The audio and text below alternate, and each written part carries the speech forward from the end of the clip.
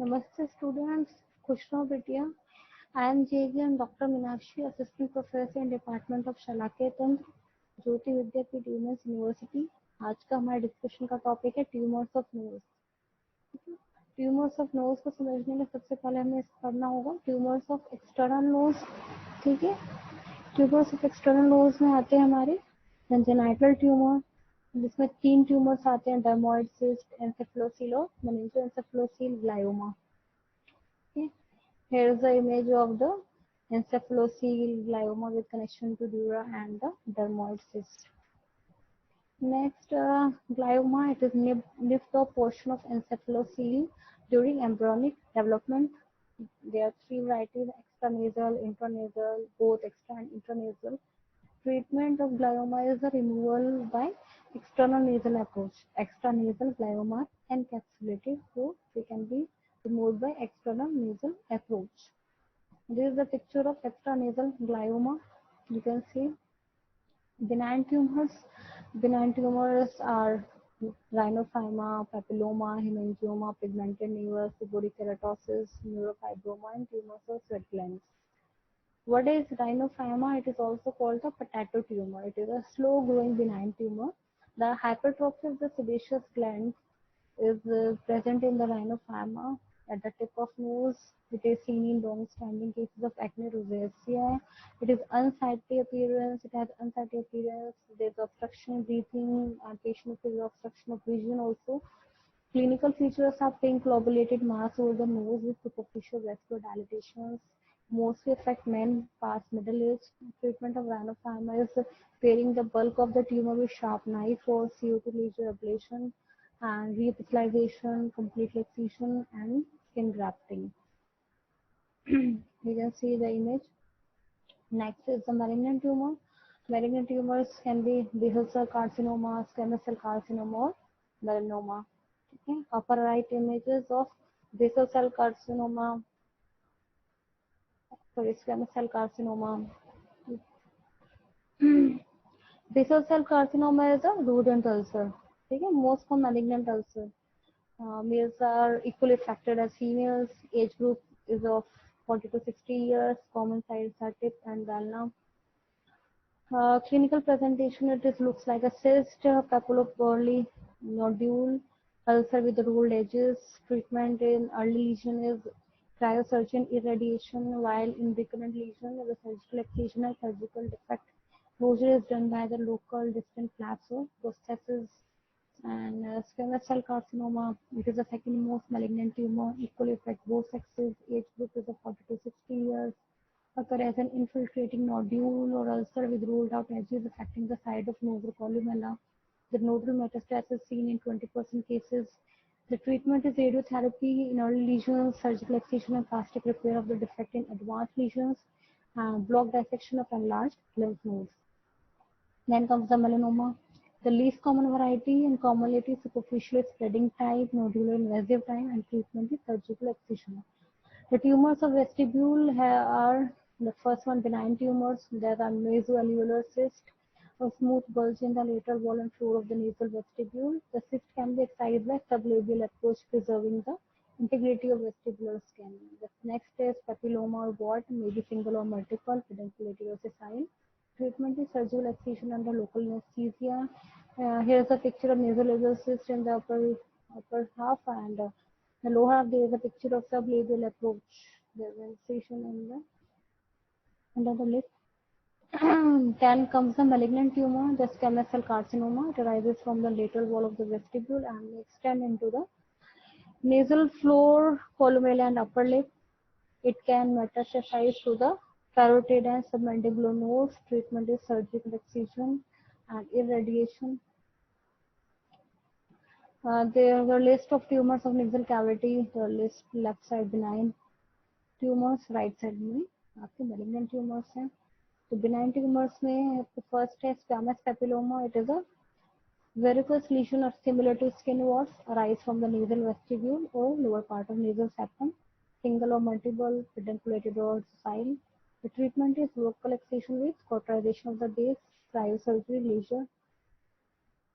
Then the inverted papilloma, it is also called transitional cell papilloma or Ringer's tumor. Microscopically, neoplastic epithelium is seen to grow towards underlying stroma rather than on the surface. 40 to 70 years male preponderance arises from the lateral wall of nose, always unilateral, red or gray masses. Translucent and edematous marked tendency to recur after surgical removal. Associated with squamous cell carcinoma in 10 to 15% of patients. Treatment is wide surgical excision by lateral rhinotomy or medial maxillectomy and en-bloc ethmoidectomy. Next is pleomorphic adenoma. It arises from the nasal septum and treatment is wide surgical excision. Next is schwannoma and meningioma. The treatment is surgical excision by lateral rhinotomy, and both the above mentioned are rare tumors. Next is hemangioma. The capillary hemangioma, the bleeding polypus of the septum. It is soft, dark red, pedunculated or sessile tumor rising from anterior part of nasal septum. Present with recurrent epistaxis and nasal obstruction. Treatment with local excision with the cuff of surrounding mucoperichondrium. Next, hemangioma is cavernous hemangioma. It arises from the turbinates on the lateral wall of nose, treated by the surgical excision with preliminary cryotherapy. Here is a picture of capillary hemangioma, bleeding polypus arising from the right side of the nasal septum. Next is chondroma. It arises from the ethmoid, nasal cavity or nasal septum. Treatment is surgical excision. Next is intranasal meningoencephalocele, the herniation of brain tissues and meninges through foramen cecum or cribriform plate. The smooth polyp in the upper part of nose between the septum and middle turbinate. Seen in infants and young children, mass increases in size on crying or straining. CT scan is essential to demonstrate a defect in the base of skull. The treatment is frontal craniotomy, severing the stalk from the brain and repair of dural and bony defect. Intranasal mass is removed as secondary procedure after cranial defect has healed. Next is gliomas, that is seen in infants and children. Next is nasal dermoid, the widening of upper part of the nasal septum with slaying of nasal bones and hypertelorism. Malignant tumors are carcinoma of nasal cavity. The primary carcinoma per se is rare, maybe an extension of maxillary or ethmoid carcinoma. Squamous cell variety adenoid cystic carcinoma or an adenocarcinoma. The squamous cell carcinoma from the vestibule anterior part of the nasal septum or the lateral wall of nasal cavity. It occurs in men past 50 years of age. Squamous cell carcinoma can be vestibular, septal, or on lateral wall. Vestibular, it arises from the lateral wall of the nasal vestibule. The septal, it arises from the mucocutaneous junction. Nose Vickers cancer. Lateral wall carcinoma, its site is most commonly involved, easily extends into ethmoid or maxillary sinuses. It presents as a polypoid mass in the lateral wall of nose. The treatment of squamous cell carcinoma is a combination of radiotherapy and the surgery. Next, adenocarcinoma and adenoid cystic carcinoma. It arises from the glands of mucous membrane involved upper part of the lateral wall of nasal cavity. Here the image of squamous cell carcinoma, mainly the squamous skin layer cell is involved. Next malignant tumor is malignant melanoma. It is seen in the person above about 50 years of age. Both sexes are equally affected. Grossly, it presents as a slaty gray or bluish black polypoid mass within the nasal cavity. Most frequent site is anterior part of nasal septum, followed by middle and inferior turbinate. The tumor spreads by lymphatics and bloodstream. The treatment is wide surgical excision. Next, malignant tumor is olfactory neuroblastoma. It is a tumor of olfactory placid, either sex at any age. Cherry red polypoid mass in the upper third of the nasal cavity. Lymph node or systemic metastasis can occur. The treatment is surgical excision followed by radiation. Next malignant tumor is hemangiopericytoma. It is a tumor of vascular origin. It arises from the pericyte, age group of 60 to 70, presents with epistaxis. Treatment is wide surgical excision. Next malignant tumor is a lymphoma. Rarely a non-Hodgkin lymphoma presents on the septum.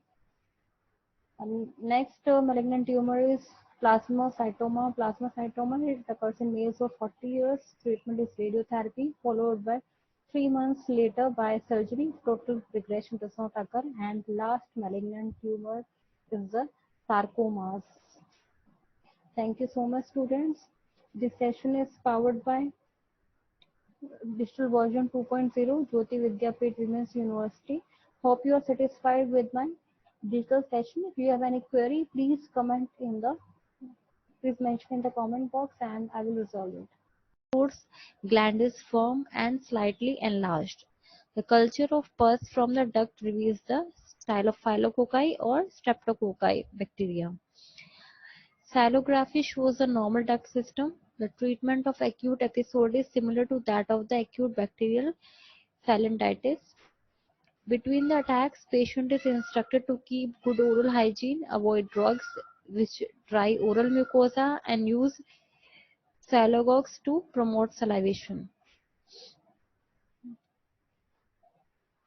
Next disease is salactasis. Salactasis is the dilatation of the ductal system leading to stasis of secretions which predisposes to infection. Clinically, salactasis resembles the chronic recurrent phalangitis, which can be differentiated from it by psalmography. Different degrees of dilatation of the ductal system, like punctate, globular, or cavity types, may be seen. Salactasis may be congenital, associated with granulomatous disease or autoimmune disease such as Sjogren's syndrome.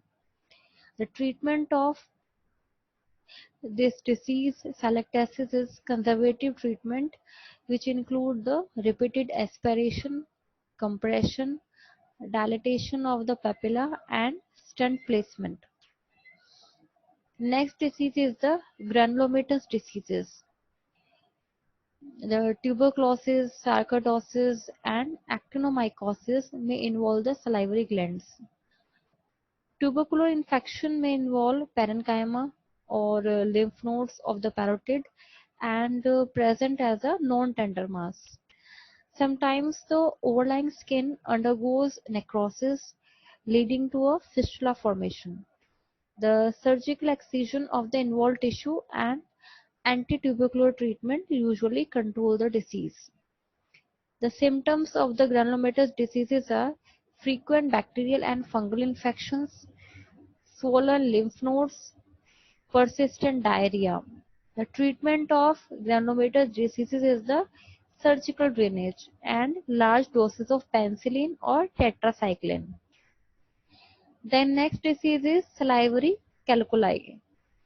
The calculi may form in the ducts of submandibular or parotid glands. They are formed by the deposition of calcium phosphate on the organic matrix of mucin or cellular debris. About 90% of the stones are seen in submandibular and 10% are seen in the parotid gland. The stones may form in the duct or parenchyma of the gland. The symptoms of salivary calculi are intermittent swelling of the involved gland and pain due to obstruction of the outflow of the saliva. Diagnosis of salivary calculi can be done by a stone is visible at the duct opening or can be palpated. About 80% of the stones are radio-opaque and can be seen on appropriate X-rays. Then comes the treatment of salivary calculi. The stones in the peripheral part of submandibular or parotid ducts can be removed intraorally, while those at the hilum or in the parenchyma require the excision of the gland. Then next known neoplastic disorder of the salivary glands is Sjogren's syndrome, which is called the Sika syndrome. It is an autoimmune disorder involving the exocrine glands of the body. The Sjogren's syndrome can be primary or secondary. First, we will study the primary Sjogren's syndrome. It consists of xerostomia or xerophthalmia and is due to involvement of salivary and lacrimal glands. Parotid is the most common involved gland and it has also been known as a benign lymphoepithelial lesion of parotid or Mikulicz disease. Both sexes are equally involved. Second type is the secondary Sjogren syndrome, which consists of three major components. First is keratoconjunctivitis sicca, second is xerostomia, and third is the autoimmune connective tissue disorders. So first, the keratoconjunctivitis sicca is due to involvement of the lacrimal gland.